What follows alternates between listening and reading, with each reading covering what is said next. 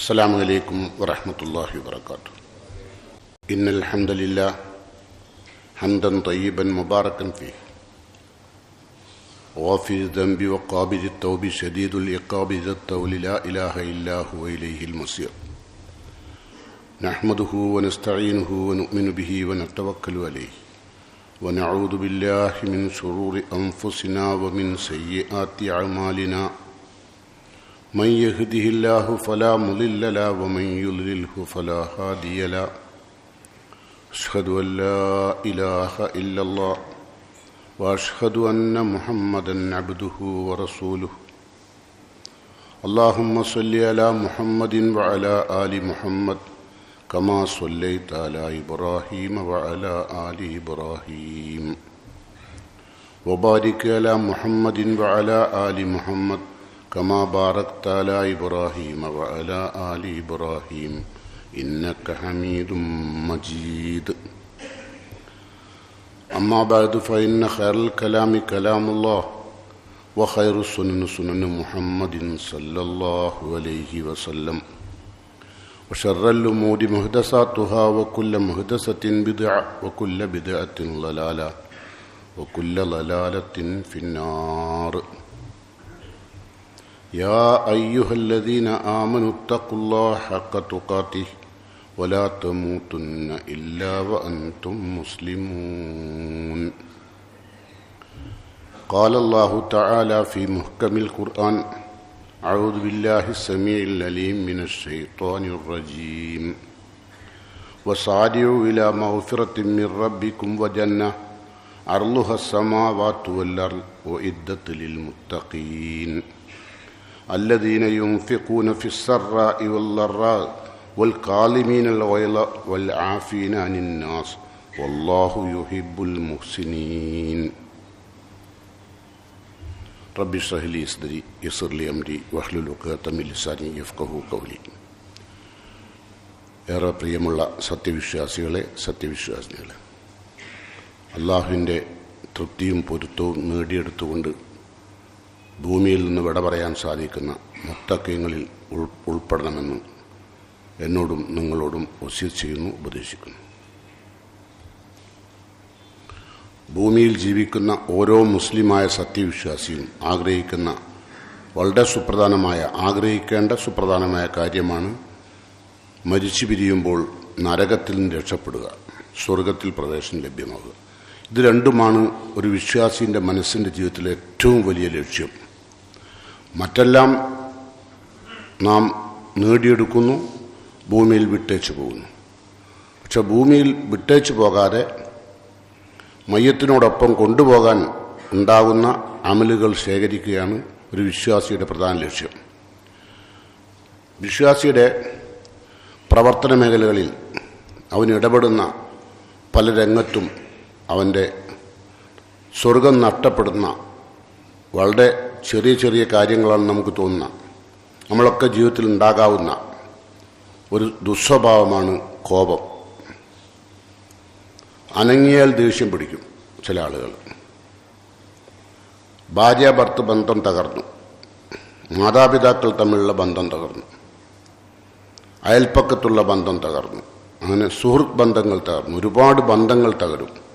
ചില ആളുകൾ ബന്ധങ്ങൾ തകർന്നതിൻ്റെ പേരിൽ ആത്മഹത്യ ചെയ്തവരുണ്ട്. അങ്ങനെ പല അപകടങ്ങൾക്കും സാധ്യതയുള്ള ഒരു വലിയ ദുസ്വഭാവമാണ് കോപം. കോപം മുത്തഖീങ്ങൾക്ക് ഉണ്ടാകാൻ പാടില്ല. വിശുദ്ധ ഖുർആനിലെ സൂറത്ത് ആൽ ഇംറാനിലെ 133 ആയത്താണ് ഞാൻ നിങ്ങളെ ഓതി കേൾപ്പിച്ചത്. നമുക്ക് ആ ആയത്തിൻ്റെ ആശയത്തിലേക്കൊന്ന് കടന്നു വരാം.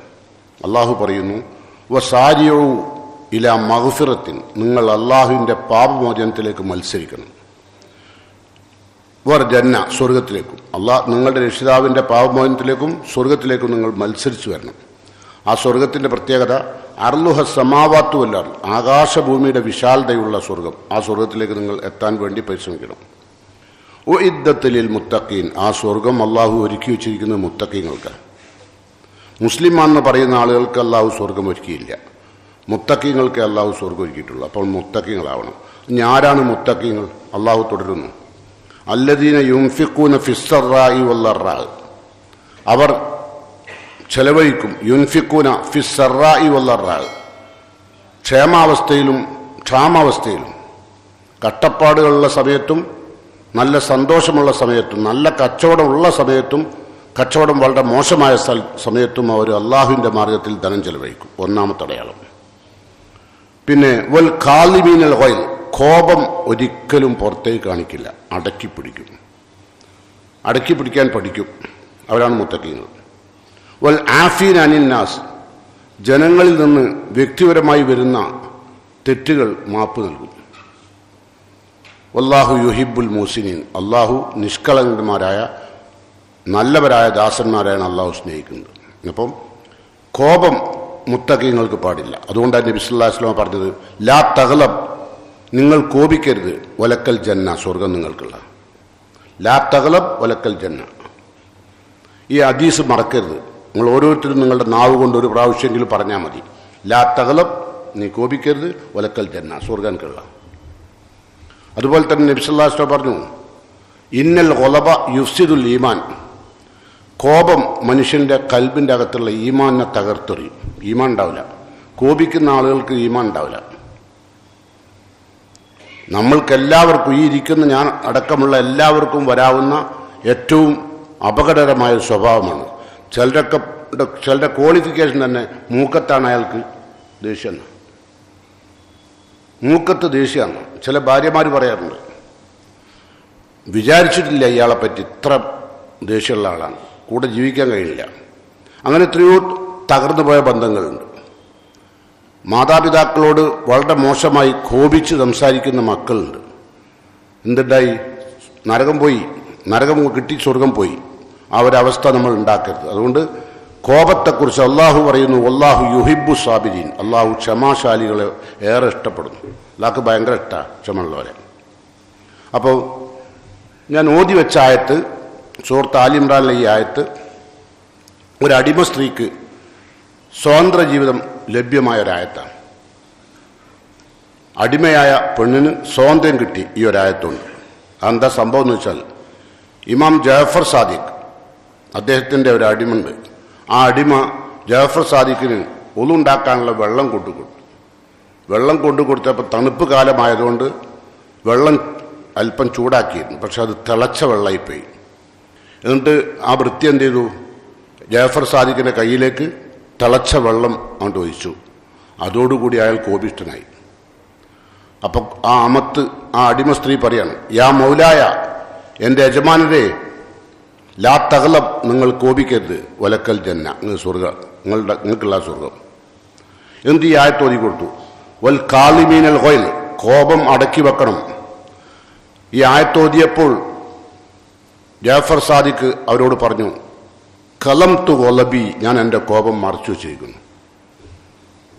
ഭയങ്കര ദേഷ്യത്തോട്ട് ഇറങ്ങിയത്. പക്ഷെ ഈ ആയത്താണ്ട് കേട്ടപ്പോൾ അവർ പറഞ്ഞു, ഞാൻ എന്ത് ചെയ്തു? കലം തു ഗൊലബി, എൻ്റെ കോപം ഞാൻ മറച്ചു വെച്ചിരിക്കുന്നു. അപ്പോൾ അവർ രണ്ടാമത് ഓതി എന്ത്? ഈ ആയത്തിൻ്റെ ബാക്കി ഭാഗം എന്താ? വൽ ആഫീൻ അനിന്നാസ്, ജനങ്ങൾക്ക് മാപ്പ് കൊടുക്കണം, അവർക്ക് സ്വർഗം ഉണ്ടാവും.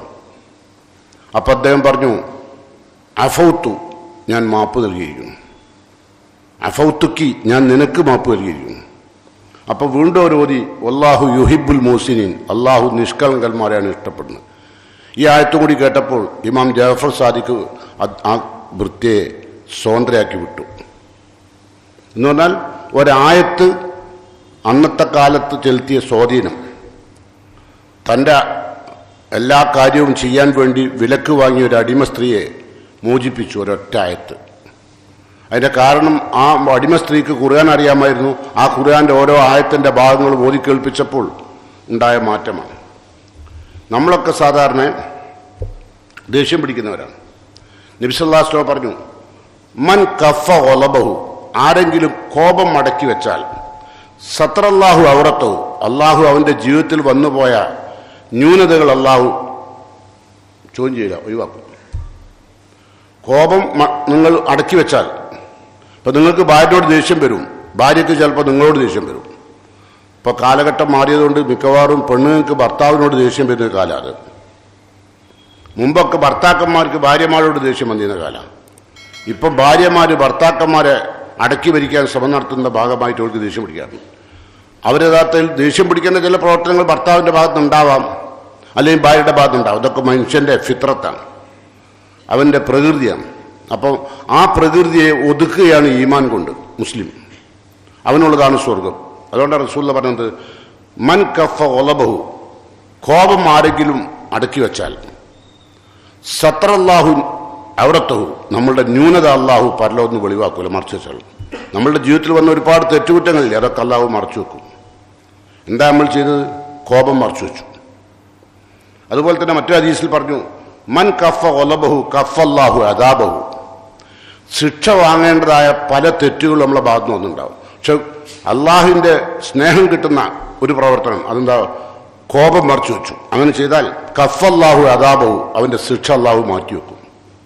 അവന് ലഭിക്കേണ്ട ശിക്ഷ മാറ്റിവെക്കുമല്ല. അപ്പം എന്ത് മനസ്സിലായി നിങ്ങൾക്ക്? നമ്മളുടെ ജീവിതത്തിൽ കോപം വരുത്തുന്ന വിനകൾ, ദുരന്തങ്ങളും, അതോടൊപ്പം കോപത്തിന് നേരെ വിപരീത വശമാണെന്ത്? ക്ഷമ, അല്ലേ? അതിന് ഇസ്ലാം പ്രതിഫലം പറഞ്ഞത് എങ്ങനെയാണെന്ന് വെച്ചാൽ, ബാക്കിയുള്ള പല ഇബാദത്തിനും ഇത്രയാണ് പ്രതിഫലം എന്ന് പറയുന്നുണ്ട്. പക്ഷെ സബറിനെ പറ്റി പറഞ്ഞപ്പോൾ അള്ളാഹു പറഞ്ഞു, ഇന്നമാ യുവസ്ഫ സാബിറൂന ബിഗൈരി ഹിസാബ്, കണക്കില്ലാണ്ട പ്രതിഫലം കൊടുക്കുന്ന ഒരു പ്രവൃത്തിയാണ് ക്ഷമ, കേട്ടോ. അതുകൊണ്ട് എന്ത് വേണം? കോപിക്കരുത്. കോപമായിട്ടുള്ള ഇന്നൽ ഗളബ മിന ശൈത്താൻ, നമ്മളെ കോപിപ്പിക്കുന്നത് പിശാചാണ്, അവൻ്റെ പണിയാണത്. അതുകൊണ്ട് എന്ത് ചെയ്യും? അപ്പോൾ അള്ളാഹുവിൻ്റെ ഖുർആൻ അതിനൊരു വഴി പറഞ്ഞു. എന്താ പറഞ്ഞത്? വൈമ്മ എൻസി അന്നക്ക മിന ശൈത്താനി നസൂൻ, നിനക്ക് കോപിക്കുക എന്ന ഒരു പ്രേരണ പിശാച് എപ്പോൾ നൽകുന്നു അപ്പോഴൊക്കെ നീ ഫസ്തഇദ് ബില്ലാഹ് അഊദു ബില്ലാഹി മിനശ് ശൈത്താനിർ റജീം എന്ന് പറഞ്ഞാണ്. ഒരു വഴി അതാണ്. കോപം അടക്കാനുള്ള ഒരു വഴി, കാരണം പിശാചിൻ്റെതാണ് കോപം. ആ കോപം അടക്കാനുള്ള ഒരു വഴി അഊദു ബില്ലാഹി മിനശ് ശൈത്താനിർ റജീം എന്ന് പറയാം, കേട്ടോ. ഇനിയോ നബി സല്ലല്ലാഹു അലൈഹി വസല്ലം പറയാം, ഇദാ ഗളിബ അഹദുക്കും, നിങ്ങൾക്ക് ദേഷ്യം പിടിച്ചാൽ, ഫൽ യസ്കുത്ത്, പിന്നെ സംസാരിക്കരുത്. ദേഷ്യം പിടിച്ചാൽ അവന് സംസാരിക്കരുത്. കാരണം എന്താ? പിന്നെ സംസാരിക്കുന്നത് ന്യായമായിരിക്കില്ല. പിന്നെ സംസാരിക്കുക പിശാച, നിങ്ങളല്ല. അതുകൊണ്ട് ഫൽ യസ്കുത്ത്, മിണ്ടാതെന്നുള്ളു. പിന്നെ മിണ്ടാൻ പാടില്ല, ആണായാലും പെണ്ണായാലും. ഇപ്പം ഉമ്മാനോടോ ഉപ്പാനോടോ മക്കൾക്ക് ദേഷ്യം പിടിച്ചാൽ പിന്നെ മിണ്ടരുത്.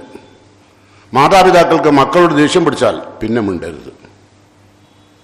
മിണ്ടാട ദേഷ്യം പിടിച്ചുകൊണ്ട് സംസാരിച്ചാൽ അത് വിവേകം വികാരത്തിന് വഴിമാറിപ്പോകും. പിന്നെ വിവേകത്തോട് സംസാരിക്കാൻ കഴിയില്ല. അത് പിന്നെ പല അപകടങ്ങളിലേക്ക് എത്തും. അതുകൊണ്ടാണ് നബി എന്ത് പറഞ്ഞത്? ഒരു വഴി എന്താ കോപമടക്കാൻ?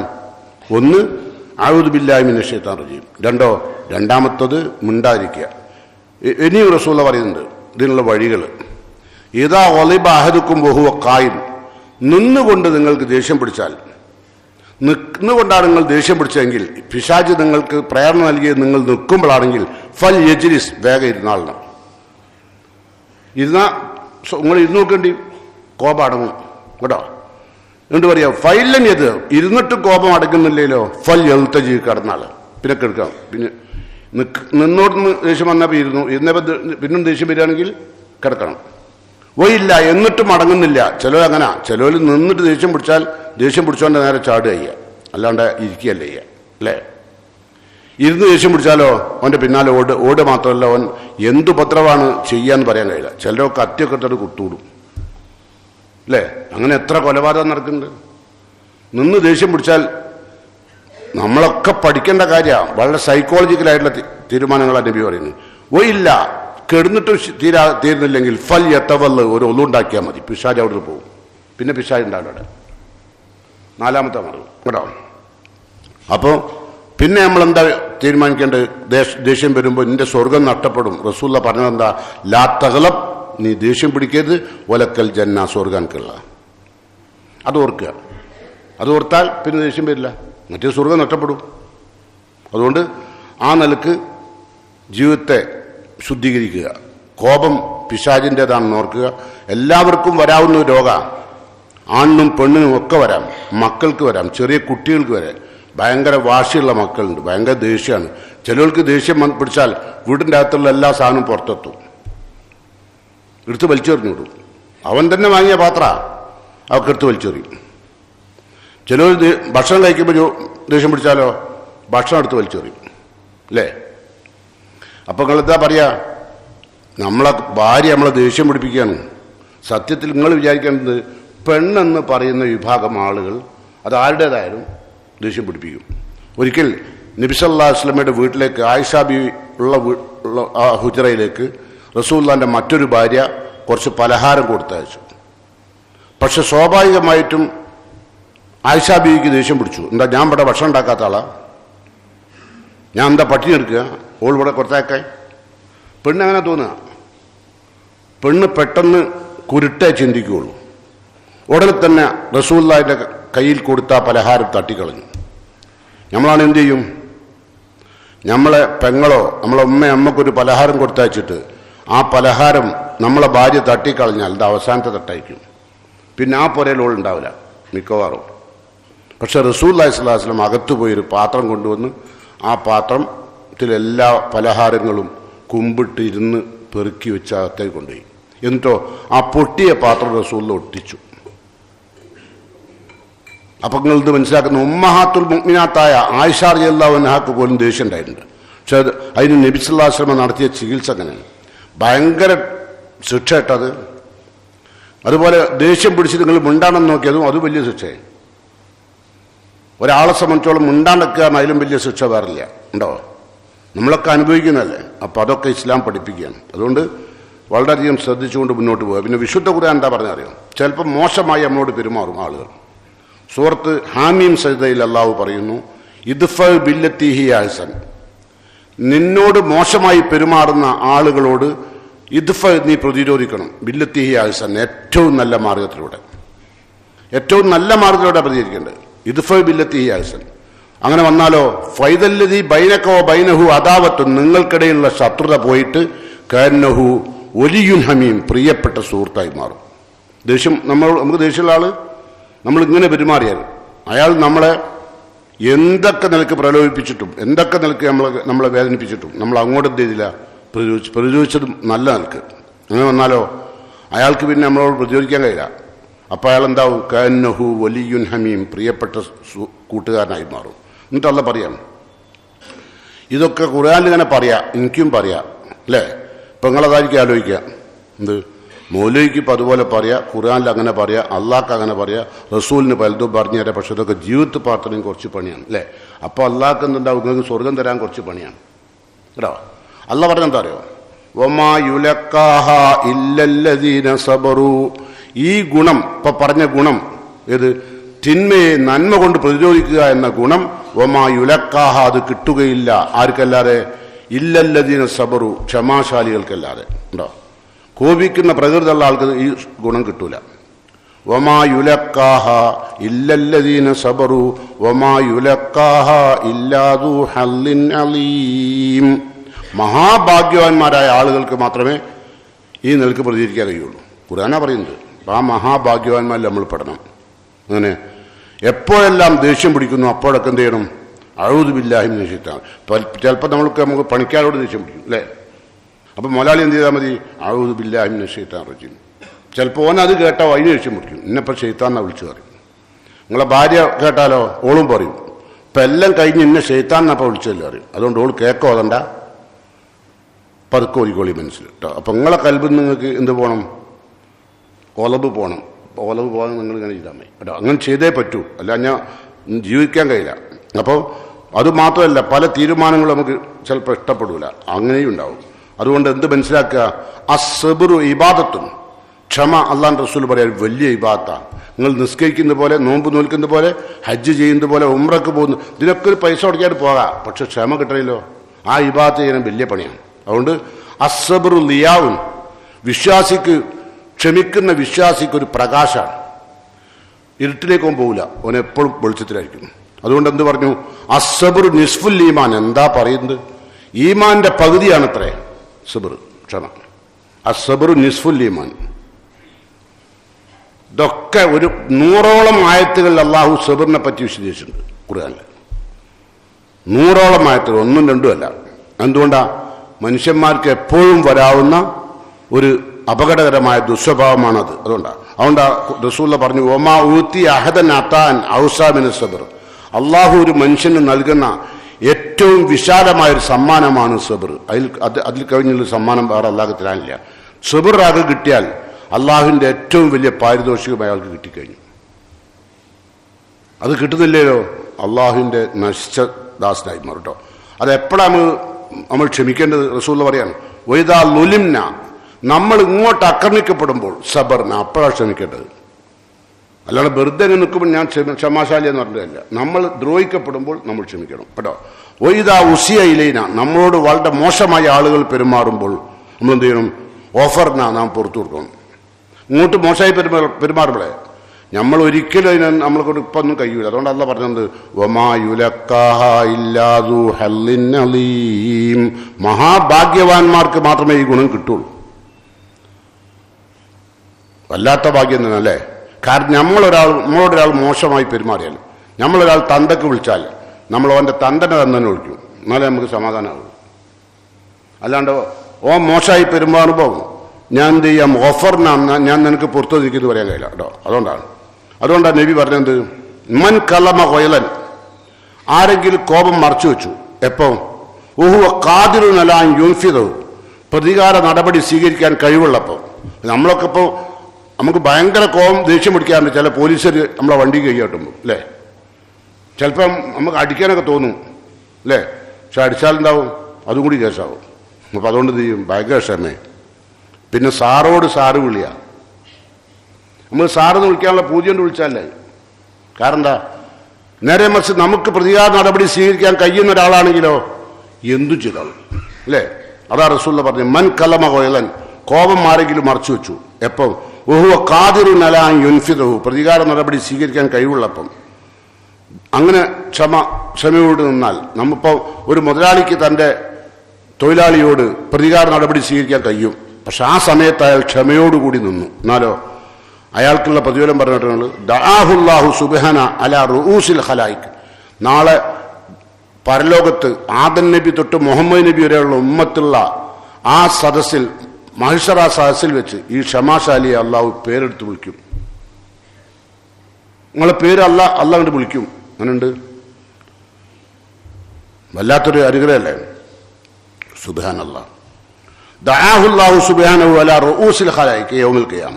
എന്നിട്ട് അല്ല പറയാം, ആ ക്ഷമ കൈക്കൊണ്ട വ്യക്തിയോട് അല്ല പറയാം, ജീവിതത്തിൽ ക്ഷമ കൈക്കൊണ്ട വ്യക്തിയോട് അല്ല പറയുന്നു, ഹത്താ യുഖയ്യറു മിൻ ഹൂരിൽ ഈൻ, നിങ്ങൾ സ്വർഗത്തിൽ പ്രവേശിച്ചോളൂ, നിങ്ങൾ സ്വർഗത്തിൽ നിങ്ങൾക്ക് ഇഷ്ടപ്പെട്ട തരുണീമണികളെ തെരഞ്ഞെടുത്തുകൊണ്ട് നിങ്ങൾ ജീവിക്കാം. ആർക്ക്? ക്ഷമാശാലികൾക്ക്. അള്ളാഹു ബില്യൺ കണക്കിന് ആളുകൾ ഒത്തുകൂടിയ മഹ്ശറ നിലയത്തിൽ വെച്ച് നമ്മളെ പേര് വിളിക്കുമ്പം അതിലും വലിയൊരു അനുഗ്രഹം പാറുണ്ടോ? ഈ രംഗങ്ങളൊക്കെ ഓർത്തുകൊണ്ട് വേണം ക്ഷമിക്കാൻ. അത് നമ്മൾ എന്ത് ചെയ്യണം? അല്ലാണ്ട് നമുക്കൊന്നും ചെയ്യാൻ കഴിയാത്തതുകൊണ്ട് ഞാൻ ക്ഷമിക്കാന്ന് പറയരുത്, അതിന് കൂലിയില്ല.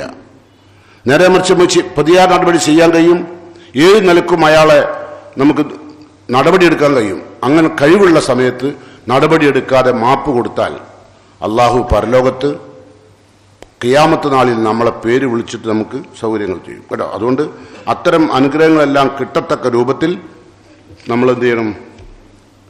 നമ്മൾ ക്ഷമ ശീലിക്കണം കേട്ടോ. ഇനി ഒരു സംഭവം കൂടി പറയാം. ഒരിക്കൽ സുലൈമാൻ ബിൻ സുർദ് റളിയല്ലാഹു പറയാം, കുന്തു ജാലിസൻ മാൻ നബി സ്വല്ലല്ലാഹു, ഞാൻ നബിന്റെ കൂടെ അങ്ങനെ ഇരിക്കുകയാണ്. ആ സമയത്ത് റജുലാനി യസ്തബ്ബാനി, രണ്ട് മനുഷ്യന്മാർ നബി ഞങ്ങൾ ഇരിക്കുന്നതിൻ്റെ തൊട്ടടുത്ത് വെച്ച് പരസ്പരം ശണ്ട കൂടുകയാണ്. ഭയങ്കര ഒച്ചയിൽ തെറി വിളിച്ച് പറയുന്നുണ്ട്. റജുലാനി യസ്തബ്ബാനി വഅഹദുഹുമാ ഖദ് ഇഹ്മറത്ത് വജൂഹു, അതിലൊരാളുടെ മുഖം ദേഷ്യം കൊണ്ട് മുഖം ചുമന്നിട്ടുണ്ട്. അങ്ങനെയുള്ള ദേഷ്യം വന്നാൽ മുഖമൊക്കെ ചുവക്കും അല്ലേ. എന്നിട്ടോ ഇൻതഫഖത്ത് ഔദാജു, അദ്ദേഹത്തിന്റെ കവിൾത്തടം എന്തായിട്ടുണ്ട്? വല്ലാണ്ട് വികസിച്ചു. കവിൾത്തടം വികസിക്കുകയും മുഖം ചുവക്കുകയും ചെയ്തിട്ട് അത്രമാത്രം ദേഷ്യം പിടിച്ച രണ്ടാളോട് ചാടി കളിക്കുക, വർത്താനം പറയാം. ഫഖാൽ റസൂൽ, അപ്പോൾ റസൂൽ പറഞ്ഞു, ഇന്നീല അഅലമു കലിമത്തൻ, എനിക്കൊരു പദം അറിയാം, ലൗ കാലഹ, ആ പദം അവർ പറയുകയാണെങ്കിൽ ല റഹബ അൻഹു മാ യജിദ്, അവർക്ക് ഇപ്പോൾ അനുഭവപ്പെടുന്ന കോപം ഇല്ലാതെ പോകും. റസൂലുള്ള പറഞ്ഞു കൊടുക്കും, ലൗ ഖാല അഊദു ബില്ലാഹി മിനശ് ശൈത്താനിർ റജീം, അവരെങ്ങാൻ അഊദു ബില്ലാഹി മിനശ് ശൈത്താനിർ റജീം എന്ന് പറഞ്ഞിരുന്നെങ്കിൽ ദഹബ മിൻഹു മാ യജിദ്, അനുഭവിച്ചുകൊണ്ടിരിക്കുന്ന കോപം ഒഴിഞ്ഞു പോകും. അത് റസൂലുള്ളാഹി സ്വല്ലല്ലാഹു അലൈഹി വസല്ലം തൻ്റെ ജീവിതത്തിൽ നമ്മളോട് പറഞ്ഞ വളരെ പ്രധാനപ്പെട്ട കാര്യമാണ്. അപ്പോൾ അതുകൊണ്ട് നമ്മൾ ശ്രദ്ധിക്കണം. കോപം ഉണ്ടായാൽ നമുക്ക് നരകം ഉറപ്പാവും, നരകം ഉറപ്പാവുകയും സ്വർഗത്തിൽ നിന്ന് നമ്മൾ അകറ്റപ്പെടുകയും ചെയ്യും. അതുകൊണ്ട് നമ്മളുടെ ബന്ധങ്ങൾ തകരും. ഭാര്യ ഭർത്താക്കന്മാരുടെ എത്രയോ ബന്ധങ്ങൾ തകർന്നു പോയത് കോപം കാരണത്താലാണ്. നിസ്സാരമായ കാര്യങ്ങൾക്ക് ഭാര്യ ഭർത്താക്കന്മാർ പരസ്പരം തലാക്കില്ലായിരുന്നു. നിസ്സാരമായ കാരണത്താൽ മാതാപിതാക്കളോട് തെറ്റിയിട്ട് മക്കൾ വീട്ടിൽ നിന്ന് പുറത്തു പോകാറുണ്ട്, അല്ലേ? അതുപോലെ തന്നെ നിസ്സാരമായ കാര്യങ്ങൾക്ക് മക്കളെ വീട്ടിൽ നിന്ന് പുറത്താക്കാറുണ്ട്. നബി സല്ലല്ലാഹു അലൈഹി വസല്ലം നിങ്ങൾ വിചാരിക്കേണ്ട ദേഷ്യമില്ലാത്ത ആളൊന്നല്ല. നബി എല്ലാം ദേഷ്യം പിടിക്കും. ദേഷ്യം പിടിക്കേണ്ട സമയത്ത് അതെങ്ങനെ? അൽ ഹുബ്ബുലില്ല, സ്നേഹം അള്ളാഹ്ക്ക് വേണ്ടിയാണ്. ഒരു ഒലബുലില്ല, അള്ളാഹ്ക്ക് വേണ്ടിയാണ് ദേഷ്യം പിടിക്കുക. ദേഷ്യം പിടിക്കുകയാണെങ്കിൽ അള്ളാഹ്ക്ക് വേണ്ടിയാണ്. പേഴ്സണലായി നബി ദേഷ്യം പിടിക്കില്ല. അള്ളാഹിൻ്റെ ദീന് വിട്ട് കളിക്കുന്ന ആളുകളോട് നബി സല്ലല്ലാഹു അലൈഹി വസല്ലം വല്ലാണ്ട് ഇടപഴകാൻ പോകില്ല. അത് അങ്ങനാവുമ്പോൾ അവരുടെ ദുസ്വഭാവം നമ്മളിലേക്ക് വരിക, നമ്മളെ സൽസ്വഭാവം അവരിലേക്ക് പോകില്ല. നമ്മൾ കൂട്ടുകൂടുന്നത് നോക്കണം, ആരോട് കൂടണം. അപ്പം അതുകൊണ്ട് നോക്കണം. നബി സല്ലല്ലാഹു അലൈഹി വസല്ലം പറഞ്ഞിട്ടുണ്ട്, പ്രാർത്ഥിക്കാറുണ്ട്. നബിൻ്റെ പ്രാർത്ഥന കേട്ടോളൂ നിങ്ങൾ. അല്ലാഹുമ്മ ഇന്നി അസ്അലുക കലിമത്തുൽ ഹഖ് ഇൻദ റിളാ വൽ ഗളബ്. പടച്ചോനെ, എനിക്ക് ദേഷ്യം വരുമ്പോഴും എനിക്ക് കോപം വരുമ്പോഴും എനിക്ക് ദേഷ്യം ഒരാളോട് ഉണ്ടാകുമ്പോഴും എനിക്കൊരാൾ സ്നേഹം ഉണ്ടാകുമ്പോഴും ന്യായമായ വാക്ക് പറയാൻ തൗഫീക്ക് പടച്ചോനെ ചെയ്യണമെന്ന്. ദേഷ്യം പിടിച്ചാൽ നമ്മളെ കോപം വാക്കുകൾ മാറും. തൃപ്തി വന്നാലും എന്തുണ്ടാവും? നമുക്കൊരാളോട് തൃപ്തി ഉണ്ട്, എന്നാൽ അയാൾ ചെയ്യുന്ന തെറ്റൊക്കെ നമ്മൾ ന്യായീകരിച്ചോളും, അല്ലേ? നമുക്ക് തൃപ്തിപ്പെട്ട ആളാണെങ്കിൽ അയാൾ ചെയ്യുന്ന തെറ്റൊക്കെ നമ്മൾ ന്യായീകരിക്കും. നമുക്ക് ഇഷ്ടമില്ലാത്ത ആളാണെങ്കിലോ അപ്പോൾ നമ്മളെന്ത് ചെയ്യും? അയാൾക്കെതിരിൽ സംസാരിക്കും, അല്ലേ? എന്താ കാരണം? നമുക്ക് അയാളോട് ഇഷ്ടമല്ല. റസൂലുള്ള പ്രാർത്ഥന എന്നാണ്, അല്ലാഹുമ്മ ഇന്നി അസ്അലുക കലിമത്തുൽ ഹഖ്, സത്യം പറയാൻ പടച്ചോനെ എനിക്ക് നീ തൗഫീഖ് ചെയ്യണം. എപ്പം? ഇന്ദ റിള, തൃപ്തിയുള്ളപ്പോഴും വൽ ഗളബ്, ദേഷ്യമുള്ളപ്പോഴും. ആ രണ്ട് സമയത്തും പടച്ചോനെ എനിക്ക് ആ നിലയ്ക്ക് ജീവിക്കാൻ സാധിക്കണം. അപ്പോൾ ദേഷ്യം പിടിക്കരുത്, സ്വർഗം നിനക്കുള്ളതാണ്. ആ ബോധത്തോടു കൂടി ഈ സൽസ്വഭാവം ജീവിതത്തിൽ പാർത്തുക. നിന്ന് ദേഷ്യം പിടിച്ചാൽ ഇരിക്കുക, ഇരുന്ന് ദേഷ്യം പിടിച്ചാൽ കിടക്കുക, കിടന്നിട്ടും ദേഷ്യം വരികയാണെങ്കിൽ ഒന്നും ഉണ്ടാക്കുക, കേട്ടോ? അങ്ങനെ കോപത്തെ നിയന്ത്രിക്കുക, ബന്ധങ്ങൾ ദൃഢമാക്കുക. ഭാര്യയും ഭർത്താവും തമ്മിൽ അങ്ങോട്ടും ഇങ്ങോട്ടും പിണങ്ങി നിൽക്കാൻ പാടില്ല. അങ്ങനെ പിണങ്ങി നിന്നാൽ ചിലപ്പോൾ പിണക്കം വരും. അവിടെയും ഇസ്ലാം നമ്മൾക്ക് പരിഹാരം പറയുന്നുണ്ട്. ഭാര്യ ഭർത്താക്കന്മാർ പരസ്പരം ദേഷ്യം പിടിച്ച് പിണങ്ങിയാൽ വല്ലാത്തി തഖാഫൂന നുശൂസഹുന്ന ഫൈലുഹുന്ന, നിങ്ങൾ ഏത് വിഷയത്തിലാണോ അവളോട് പിണങ്ങിയത് ആ വിഷയം അവളോട് ഉപദേശിക്കണം. ഫൈലുഹുന്ന, അവർക്ക് വയല് പറഞ്ഞു കൊടുക്കണം. അങ്ങനെ നല്ല നിലക്ക് പറഞ്ഞു കൊടുക്കുക. അതിനാ വയലും അറിയാറ്. അല്ലാണ്ട് നമ്മളോളെ വിളിച്ചത് എന്താ ചെയ്യുക? നമുക്ക് ചിലപ്പോൾ ചില ഭാര്യ ഭർത്താക്കന്മാർ പറയും, നമുക്ക് ഇന്നൊന്ന് നമ്മളെ വിഷയം പരസ്പരം ചർച്ച ചെയ്ത് തീരുമാനിക്കണം. ആയിക്കോട്ടെ, അപ്പം ഞാൻ ഇന്ന് മഗ്‌രിബിന് നേരത്തെ വരാം എന്നൊക്കെ പറഞ്ഞിട്ട് മൂപ്പര് നേരത്തെ വരും. അപ്പം മൂപ്പര് വിചാരിക്കുന്നത് സംസാരിക്കുമ്പോൾ കുറച്ച് കരലക്കേറ്റാണ് വരിക. കരല വർത്താനം പറഞ്ഞ് ഇതും തിന്നങ്ങനെ പറയാലോ വെച്ചിട്ടേ, നന്നാവുമല്ലോ വെച്ചിട്ടേ, അതിനാ കരലൊക്കെ ആയിക്കോട്ടെ. അതിന് രണ്ട് കസേര പുറത്തിട്ട് വർത്താനം പറഞ്ഞ് മൂപ്പര് തുടങ്ങി തന്നെ ഇജ്ജ് നന്നാവും എനിക്ക് പ്രതീക്ഷ ഇല്ലാന്ന്. അതാണ് മൂപ്പര വയല്. അതോടുകൂടി ഓളുണ്ട് ആ കസേല അവിടെ നിന്നിട്ട് ഒറ്റ പോക്ക്. നിങ്ങൾ നന്നാവും എനിക്ക് അഭിപ്രായമില്ല, ഉണ്ടോ? തീർന്നില്ലേ? നിങ്ങൾ കേട്ടുനോക്കിയാൽ വല്ലാത്തി തഖാഫൂന നുശൂസഹുന്ന, വല്ല പ്രയാസവും നിങ്ങൾ ഭാര്യാഭർത്തൃ ജീവിതത്തിൽ ഉണ്ടാവുകയാണെങ്കിൽ ഫൈലുഹുന്ന, നല്ല നിലക്ക് ഉപദേശിക്കണം. എന്നിട്ടോ ചിലപ്പോൾ ഉപദേശം കൊണ്ട് നിങ്ങൾക്ക് ഓള് ശരിയാവുന്നില്ല. എത്ര ഉപദേശം നേരാളില്ല. നിങ്ങൾ എന്താ ചെയ്യേണ്ടത്? വഹുജുറുഹുന്ന ഫിൽ മദാജി, കിടപ്പ് മുറിയിൽ നിന്നൊന്ന് മാറിക്കിടക്കുക. ഒരു 10 ദിവസം മാറിക്കിടന്നാൽ നിങ്ങൾ എന്താണോ ഉദ്ദേശിച്ചത് ആ വിഷയം ശരിയാവും. ഖുർആനാ പറയുന്നത്. മനുഷ്യന്റെ മനഃശാസ്ത്രം അറിയുന്ന സൃഷ്ടിച്ച റബ്ബ് എന്നെ പറയാണ് ഒന്ന് മാറിക്കെടുക്കുക. മാറിക്കിടന്നാൽ ചിലപ്പോൾ മൂപ്പര് കുറേ നേരം ഇതിൻ്റെ മുകളിലുള്ള മൂലകളൊക്കെ എണ്ണും. എല്ലാ മൂലയും അല്ലേ? നല്ല തേപ്പാണ്, നല്ല പെയിൻ്റാണ്. ഇതൊക്കെ എണ്ണി കഴിയുമ്പോഴേക്കും എന്നിട്ട് വരുന്നില്ല. അപ്പോൾ എന്ത് ചെയ്യും? ഒരൊറ്റ എണീക്കല. എന്നിട്ടോ ഇവിടെ എറുമ്പുണ്ട്, നോക്കാൻ ആളില്ല, ഇതൊക്കെ പറഞ്ഞ് വലിയ ദേഷ്യം പിടിക്കും. എന്നിട്ടൊന്നും ഓള് അടങ്ങൂല. അങ്ങനെ ഉണ്ടല്ലോ. ഓള് പിന്നെയും കോപത്തിലാണ്, അല്ലേ? അങ്ങനെ കുടുങ്ങിയോണ്ട് കേട്ടോ മാറിക്കേട്ടിട്ട്. അപ്പം എന്താ പറഞ്ഞത്? ദേഷ്യം പിടിച്ചാൽ എന്ത് ചെയ്യണം? നല്ല നിലക്ക് വിളിച്ച് ഉപദേശിക്കുക. നമ്മൾ തമ്മിലുള്ള പ്രശ്നം നമ്മൾ തമ്മിൽ തീർത്താൽ മതി. ആരെയും അറിയിക്കേണ്ട. എൻ്റെ വീട്ടിലും അറിയിക്കേണ്ട, ഞാൻ എൻ്റെ വീട്ടിലും അറിയിക്കേണ്ട, എൻ്റെ അമ്മനെയും അറിയിക്കേണ്ട. നമ്മൾ നല്ല നിലക്ക് സംസാരിക്കുക. ഏത് അപ്പം സാമ്പത്തിക രംഗമാണെങ്കിൽ ആ രംഗം അവളെ പറഞ്ഞ് മനസ്സിലാക്കുക. ഞാൻ വളരെയധികം ദാരിദ്ര്യ അവസ്ഥയിലപ്പോൾ ഉള്ളത്, എന്നെ വിവാഹം കഴിക്കുന്ന സമയത്ത് എനിക്ക് ഒരുപാട് സൗകര്യങ്ങളുണ്ടായിരുന്നു, ഇപ്പം ഇല്ല. അതുകൊണ്ടാണ് ഇൻഷാ അല്ലാഹ് അള്ളാഹിനോട് നീ ദുആ ചെയ്യ്, ഞാൻ ദുആ ചെയ്യും. നമുക്ക് അനുഗ്രഹങ്ങൾ വരുമ്പോൾ ഇൻഷാ അല്ലാഹ് നിൻ്റെ ആഗ്രഹങ്ങൾ പൂർത്തീകരിക്കാൻ ഞാൻ ഉണ്ടാവും നിൻ്റെ കൂടെ. ചേർത്തിട്ട് പിടിച്ചു നോക്കി. അങ്ങനെ പിന്നോള് നമ്മളെങ്ങനെയല്ല അറിയാം, ഈ നേരാവുന്ന എനിക്ക് അഭിപ്രായമില്ല, അതിന് എൻ്റെ അമ്മ എന്നാണ്ട് എന്നിട്ടല്ല കുറേ നേരം ഓളമ്മാന്ന് പറയും. അത് കഴിഞ്ഞിട്ടോ എന്നിട്ട് ഓൾക്ക് ദേഷ്യം വരില്ലല്ലോ. ചിലപ്പോൾ ചിലവർ ഓളെ പറ്റി പറഞ്ഞിട്ട് ദേഷ്യം വരില്ല, അമ്മനെ പറ്റി പറഞ്ഞിട്ട് ദേഷ്യം വരില്ല. ചിലവർ തയ്യാറോ എൻ്റെ ബാപ്പുണ്ടല്ലോ അയാളാണ് ഇതിനൊക്കെ പറയേണ്ടത്, അപ്പോഴാണ് ഓൾക്ക് ദേഷ്യം വരിക. ഇതൊക്കെ സംസാരിക്കുന്ന ആരാ? നിങ്ങളല്ല ചെയ്ത്താനാ. ഇങ്ങനെ സംസാരിക്കുന്നവർ മനസ്സിലാക്കിയാൽ മതി എന്ത് പിശാചാണ് ഞാൻ. അതാ ചെറിയ ചികിത്സ അല്ല ഇസ്ലാം നടത്തുന്നതല്ലേ. അപ്പം അതുകൊണ്ട് ഇനി മാറിക്കേട്ടുന്നത് ശരിയാവുന്നില്ലയോ? ഒലിരിബൂഹുന്ന മക്കളടിക്കുന്നത് പോലെ ശിക്ഷിക്കണം. ഇത് പോത്തിനെ കുത്തും പോലല്ല. ചിലർ ഈ ആയത്തിൽ നിന്ന് ആകെ പഠിക്കുക ഒലിരിബൂഹുന്ന അടിക്കാൻ കുറാൻ പറഞ്ഞില്ലേ, അത് ശരി എന്നാ ഞാൻ കൊടുക്കുന്നത് തന്നെ. അങ്ങനല്ല പറഞ്ഞു. 2 ഘട്ടം ആദ്യം പറഞ്ഞു നല്ല നിലക്ക് ഉപദേശിക്കുക. ഉപദേശം ഒരുപാട് കാലം കഴിഞ്ഞു പോയി, എന്നിട്ട് ശരിയാവുന്നില്ല. എന്നിട്ട് കിടപ്പ് മുറിയിൽ നിന്ന് മാറിക്കിടന്നു, അതും കുറേ കാലം നടന്നു, എന്നിട്ട് ശരിയാവുന്നില്ല. എന്നിട്ട് ന്യായീകരിക്കുകയും പിന്നെയും അക്ഷമയായി സംസാരിക്കുകയും ചെയ്യുകയാണെങ്കിൽ നേരിയ തോൽ ശിക്ഷിക്കുക. അതിന് ഇസ്ലാം അനുവദിച്ചിട്ടുണ്ട്.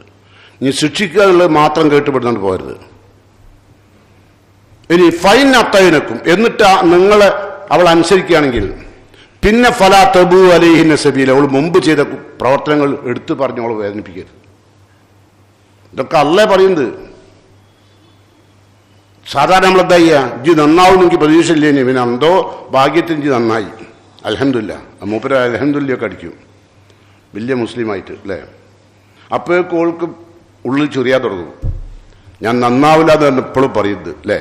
പെണ്ണാണ് കുരുട്ടെ ചിന്തിക്കൊള്ളട്ടോ, എന്ത് പറഞ്ഞാലും. അപ്പോൾ പോട്ടെ, നമ്മൾ നല്ല നിലക്കുള്ള അവസ്ഥയിലേക്ക് മാറണം കേട്ടോ. അപ്പോൾ സംസാരിക്കുമ്പോൾ തൃപ്തി ഉള്ള സമയത്തും നമ്മളുടെ ദുഃഖം സങ്കടവും കോപവുമൊക്കെ ഉള്ള സമയത്തും ന്യായം സംസാരിക്കാൻ അള്ളാഹിനോട് ചോദിക്കണം കേട്ടോ. അതാ റസൂൽ ചെയ്ത്. അങ്ങനെ അള്ളാഹു നരകം ഒഴിവാക്കി തന്നുകൊണ്ട് സ്വർഗപ്രവേശനം ലഭ്യമാകുന്ന ഈ ഏറ്റവും മനോഹരമായ കോപമെന്ന വികാരത്തെ ഒഴിവാക്കി ക്ഷമയെന്ന വികാരത്തെ ഉൾക്കൊണ്ടുകൊണ്ട് സ്വർഗം പോയിക്കൊണ്ട് ദുനിയാവിൽ നിന്ന് വിട പറയാൻ അള്ളാഹു എന്നെയും നിങ്ങളെയും അനുഗ്രഹിക്കുമാറാകട്ടെ.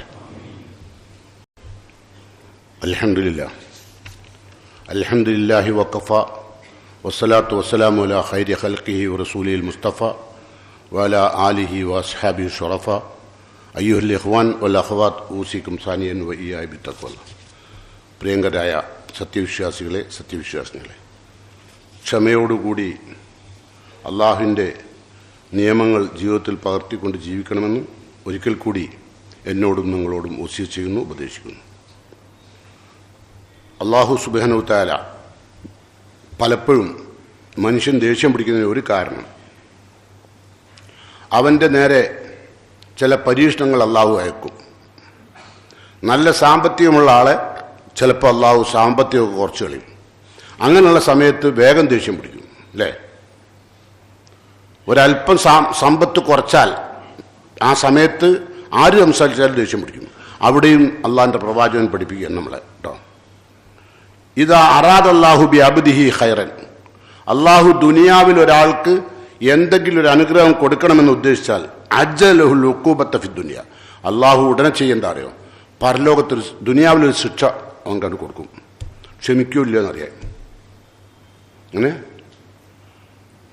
ഒരു ധൃതിപ്പെട്ട് ഇപ്പം നമ്മളെന്താ പറയുക, എന്നോടിപ്പോൾ ഇങ്ങനെ അല്ല ചെയ്യാൻ എന്തേ ഞാൻ ഇപ്പോൾ ചെയ്തൊന്നും ചെയ്തില്ലല്ലോ അല്ലേ. പക്ഷെ നിങ്ങൾക്ക് എന്തോ ഒരു ഗുണം അള്ളാഹു ദുനിയാവിൽ ഉദ്ദേശിക്കുമ്പോൾ എന്ത് ചെയ്യുള്ളൂ. അപ്പം നിങ്ങൾക്കൊരു ശിക്ഷ വരുമ്പോൾ നിങ്ങൾ മനസ്സിലാക്കണം അള്ളാഹുവിനെ ഇഷ്ടപ്പെടുകയാണ്.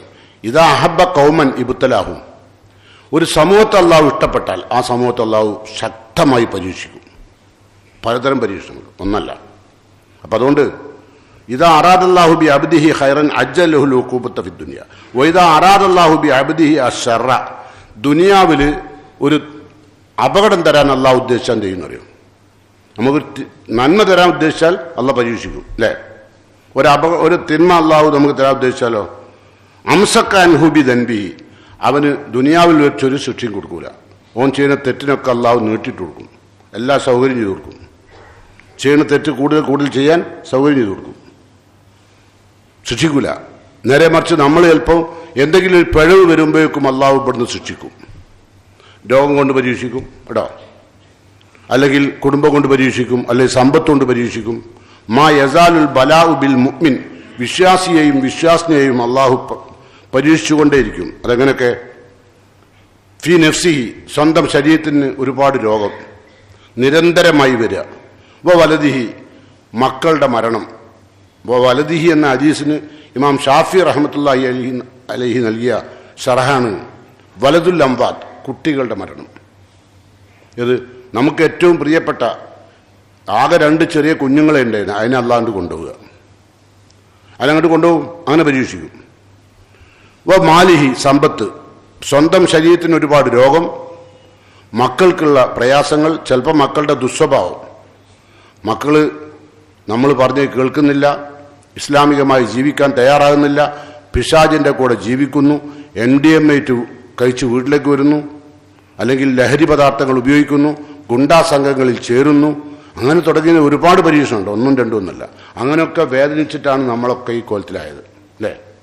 പലപ്പോഴും പലർക്കും തൻ്റെ പ്രായത്തിനേക്കാൾ കൂടുതൽ പ്രായം തോന്നാൻ കാരണം എന്താ? ഇങ്ങനത്തെ പരീക്ഷണങ്ങളാണ് അല്ലേ? ഇതിനൊന്നും നിങ്ങൾ പേടിക്കണം കേട്ടോ. ഹത്താ എൽക്കല്ല, അവസാനം നിങ്ങൾ മരിച്ച് അള്ളാനെ കണ്ടുമുട്ടും. ഈ പരീക്ഷണമൊക്കെ കഴിഞ്ഞിട്ട് നിങ്ങളെ നെഫ്സിന് കൂടെ രോഗം വന്ന് പരീക്ഷിച്ചു, നിങ്ങളെ സമ്പത്ത് കൊണ്ട് അള്ളാഹുന്ന് പരീക്ഷിച്ചു, നിങ്ങളെ മക്കളെ കൊണ്ട് പരീക്ഷിച്ചു, അവസാനം നിങ്ങൾ മരിച്ചു. മരിച്ചപ്പോഴോ ഹത്താ എൽക്കല്ലാഹു തആല, അള്ളാഹു തആലയെ അവൻ കാണുക. മാ അലൈഹി ഖത്തിയ, അവൻ്റെ പാപങ്ങളെല്ലാം, ഇവിടുന്ന് ചെയ്ത പാപങ്ങളെല്ലാം മായ്ക്കപ്പെട്ടാൽ ഒരു പാപം ഉണ്ടാവില്ല, എല്ലാം മായ്ച്ചിട്ടുണ്ടാവും. അതെങ്ങനെ? ഈ പരീക്ഷണത്തിലൂടെ. അപ്പം എന്താ പരീക്ഷണം വരുമ്പോൾ ശരിക്കും പറഞ്ഞാൽ സന്തോഷിക്കുക ഈ വിശ്വാസികൾ.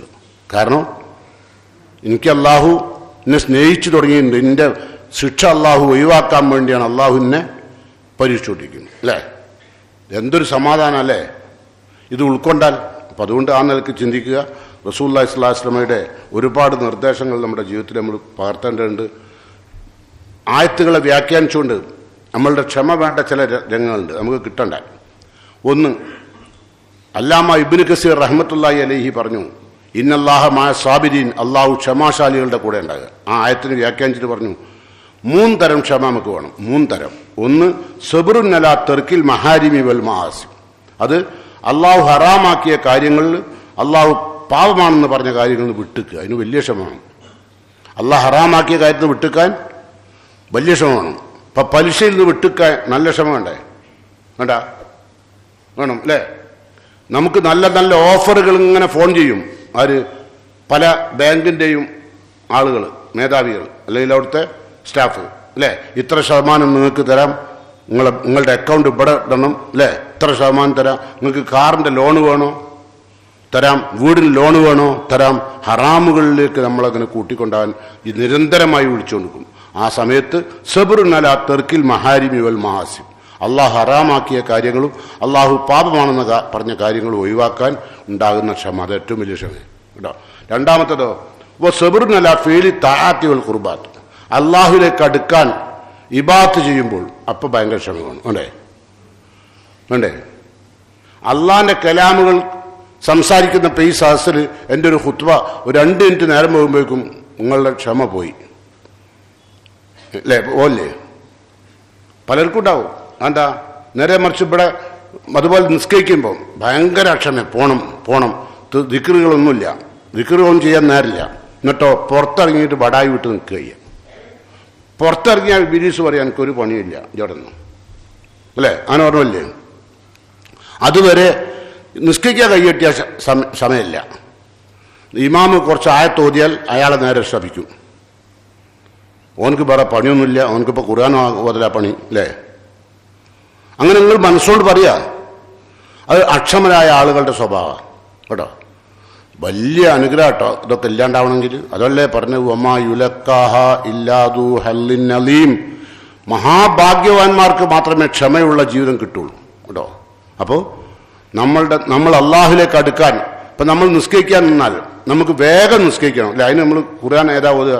നിസ്കാരത്തിൽ വേഗം നിസ്കരിക്കണം. ക്ഷമയില്ലാത്തവരെ ഓതുക സുഹൃത്തേതാ? ഖുൽ ഹുവല്ലാഹു അഹദ് ഇദാ ജാ, അസറിനോ ഇദാ ജാ ഖുൽ ഹുവല്ലാഹു അഹദ്. മഗ്‌രിബിന് അതിൻ്റെ കൂടെ വേണമെങ്കിൽ ഇന്നായത്തിനാക്കിയും കൂടും, വേറൊന്നുണ്ടാവില്ല. കാരണം നമ്മൾ ക്ഷമ ഇല്ല.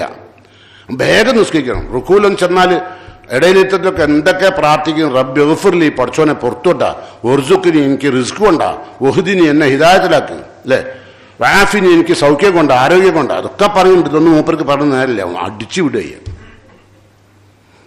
ഏത് സുജൂലൊക്കെ കണ്ടിട്ട് ആർക്കെന്താ സുബ്ഹാനക അല്ലാഹുമ്മ റബ്ബന വബിഹംദിക അല്ലാഹുമ്മ ഗഫിർലി, അല്ലാഹുവേ എനിക്ക് നീ പുറത്തുകൊണ്ടാ, അല്ലാഹുമ്മ ഗഫിർലി, ഇങ്ങനെ പറയുന്നുണ്ട്.